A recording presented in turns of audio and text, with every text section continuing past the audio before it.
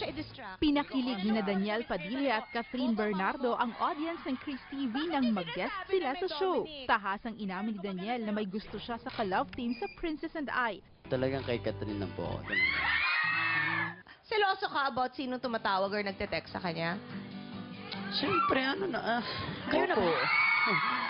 Bagamat walang relasyon, sinabi rin naman ni Catherine na may mutual understanding sila ni Daniel. O, sa inyong dalawa, Agaroy! pwede na ba? Hindi pa po pwede. Kailan 16 pa? lang. Siguro pag 18 na, pwede na.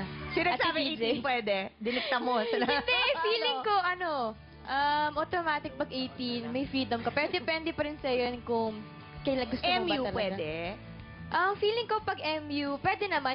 What is MU? Parang, di ba, may inspiration ka. Tapos, alam niyo sa isa't isa, nag-aata kayo sa isa't isa. Pero, Makinig ka nga, DJ. pwedeng makinig. Kasi wala kang right magselos, wala kang right na magtampo-tampo. Kasi hindi naman kayo, parang friends lang kayo. Yes. Pero, hindi sa ordinary friend kasi MU kayo. Parang special friend. Malabo po siya, magulong usapan. So, medyo ganun kayo ngayon. Ganun ko na. Naging malapit sina Catherine at Daniel nang magsimulang mag-taping ng teleserye nilang Princess and I na talaga namang patok na patok sa kanilang fans.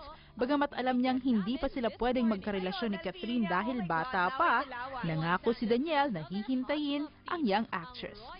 Apart from Catherine, may iba ka pa bang nagugustuhan? Wala. Oy, Aroy! Wala na pong iba. Wala na pong iba. Diretsahang sagot yan. Oo, so just Catherine. Yes. Yes. So, ikaw, may iba ka bang ine-entertain bukod kay Daniel? Wala naman po rin nagliligaw sa akin eh. So, Talaga? Parang wala rin naman ibang vocal na tao, hindi si DJ lang. Ay, si DJ, sandali, sa'yo muna. Is it a need or a want na magkaroon ng girlfriend? Wala po dun eh. Sadyang dumadating na lang po yun. Hinihintay mong dumating.